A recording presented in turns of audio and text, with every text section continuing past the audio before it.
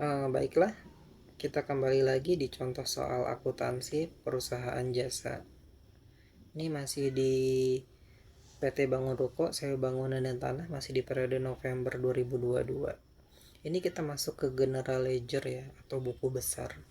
Di sini buku besar yang pertama adalah petty cash. Petty cash ini saldonya per 30 Oktober 2022 ini masih sebesar ini. Kemudian kita ada tanggal 18, ini bukan 18 Oktober ya, sorry. Ini adalah 8 November 22. Ini kita bayar hutang uh, atas PPh pasal 21 Nadia Putri. Jadi saldonya per 30 November sebesar ini. Kemudian ini ada saldo kita di Bank BCA. Ini saldo per 31 Oktober adalah sebesar ini 2 miliar 940 juta something. Nah, kemudian di sini teman-teman bisa lihat tanggal 5 ada transaksi pembelian peralatan. Kemudian tanggal 15 juga ada pembayaran jasa konstruksi.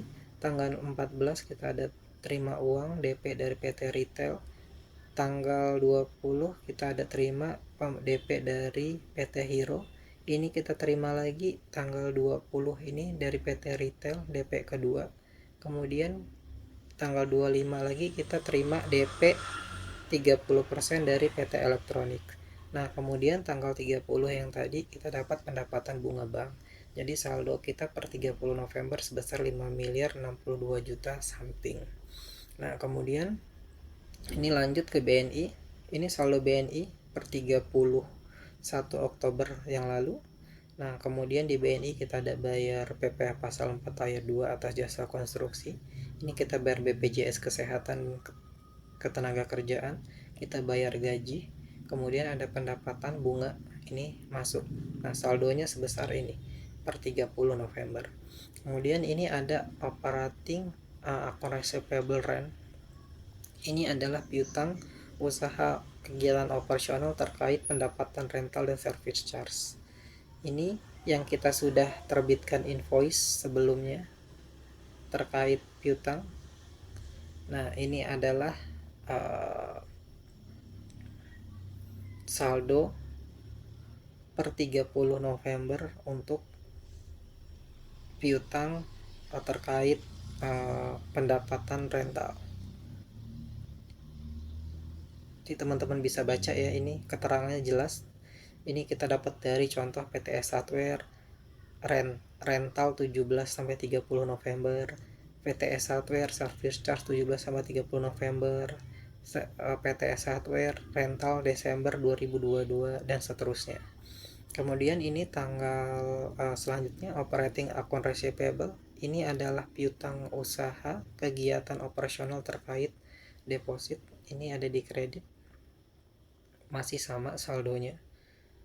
Tidak berubah. Kemudian ini account receivable terkait atau piutang kegiatan operasional terkait uang muka.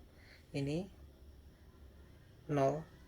Kita terbitkan tanggal 4, tanggal 16 untuk Hero dan Retail dan mereka sudah bayar di tanggal 20. Jadi saldo per 30 November sudah tidak ada. Ini kemudian ini account receivable, ini piutang usaha piutang usaha terkait dengan uang jaminan atau refundable deposit. Ini kita masih ada saldo per 30 November sebesar 1,2 miliar. Ini berarti PT Hero dan Elektronik ini belum bayar sebesar ini. Jadi ini perlu ditagih karena kalau melihat dari soal sebelumnya mereka sudah melakukan kegiatan usaha dan kegiatan usaha tokohnya. Jadi mereka punya kewajiban untuk membayar itu tersebut. Kemudian ini ada prepaid withholding tax. Ini tanggal 31 Oktober ini saldonya. Nah, kemudian disusul tanggal 4 November sampai 30 November. Nah, ini ada terkait transaksi. Nah, yang berbeda di sini adalah kalau teman-teman lihat ini adalah adjustment yang saya bilang tadi di tanggal 30 sebelumnya di contoh video saya. Ini tanggal 30 ini adalah adjustment atas kelebihan biaya PPh pasal 4 ayat 2. Jadi kita kembalikan lagi ke prepaid withholding tax atau biaya atau PPh pasal 4 ayat 2 diterima di muka. Nah, kemudian ini ada retail adjustment, PT retail ini adjustment. Jadi ini kita keluarkan. Ini karena awalnya yang saya informasikan dia sudah di jurnal di prepaid, jadi prepaidnya harus dikurangi. Kemudian ini prepaid tax VAT in. Ini saldonya per 31 Oktober 2022 ini adalah 540 juta rupiah. Nah, kemudian ada transaksi di tanggal 3. Ini kita ada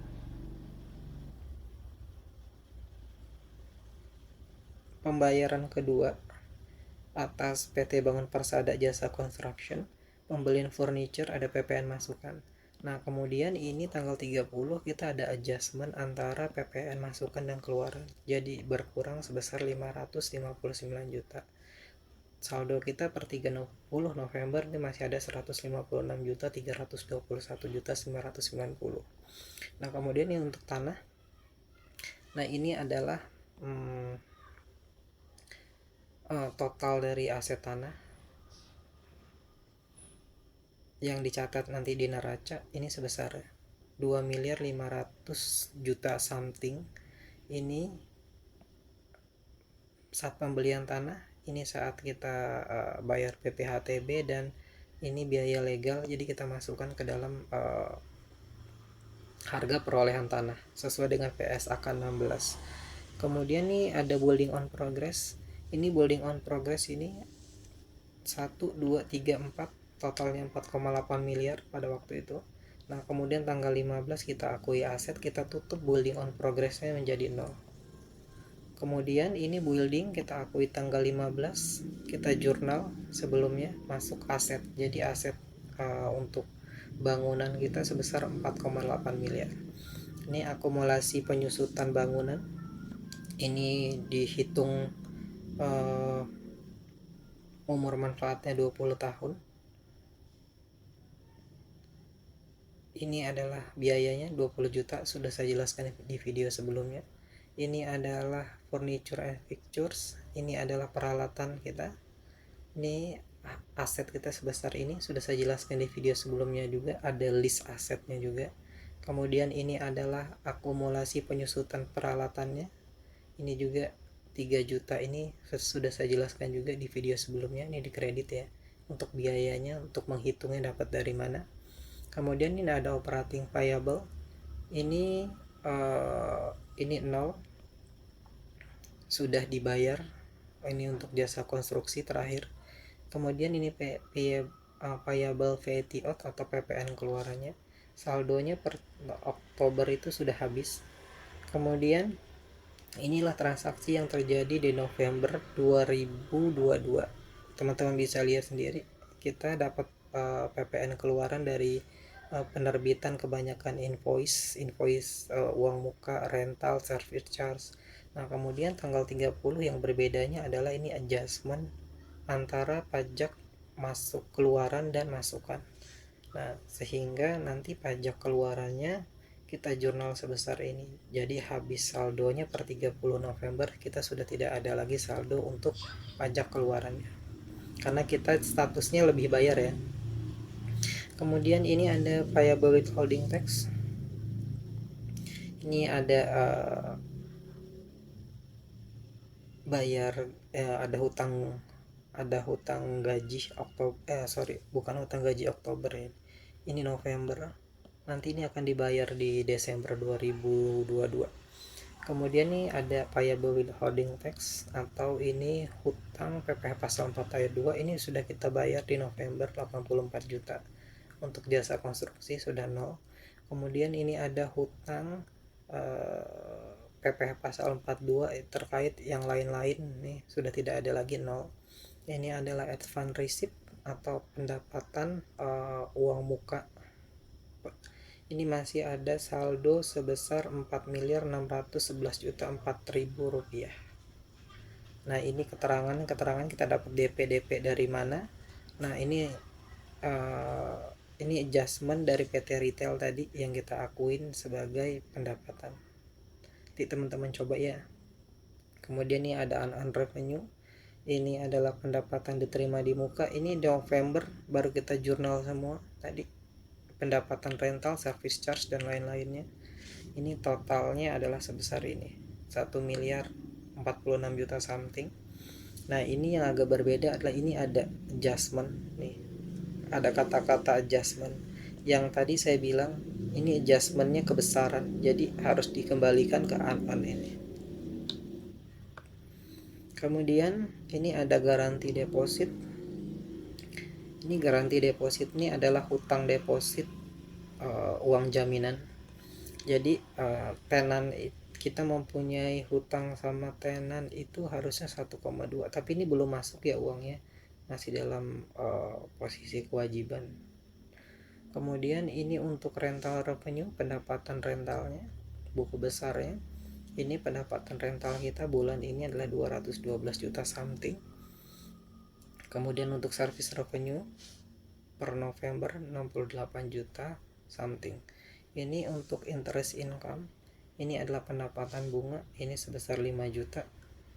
Ini untuk pendapatan bunga Bank BCA dan BNI per 30 November. Nah, ini di sini kita ada biaya legal and permit expense sudah tidak ada lagi, sudah kita tutup ya. Perkiraannya closing journal entry atau jurnal penutup. Ini ada biaya untuk BPJS tenaga kerja 18 juta. Kemudian ini ada biaya untuk BPJS kesehatan sebesar 7.125. Kemudian di sini ada beban gaji 227 juta something. Kemudian di sini ada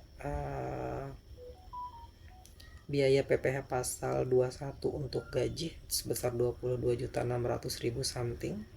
Nah, kemudian ini ada biaya PPh pasal 4 ayat 2. Ini 28.042.000 something.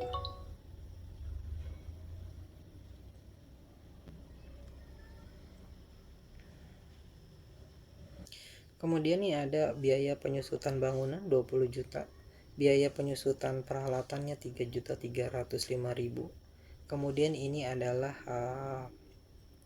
modalnya Tuan Rio 5 miliar dan modalnya Tuan Ali sebesar 5 miliar. Nah, saya cukupkan ya untuk buku besarnya. Buku besar ini intinya diambil dari jurnal umum yang di atas, tinggal dipindahkan saja. Posisinya debit, di kredit, diambil dari total jurnal umum. Jadi sebenarnya yang sulit itu adalah mengerjakan jurnal umumnya. Setelah kalau jurnal umumnya sudah benar, kita tinggal memasukkan ke buku besarnya. Sehingga buku besarnya ini adalah patokannya adalah atau kiblatnya di buku besar. Jurnal umum maksud saya. Nah, saya untuk buku besar saya cukupkan sampai di sini. Agar teman-teman bisa belajar, nanti dicoba di rumah menggunakan Excel, ikutin video saya dari awal agar bisa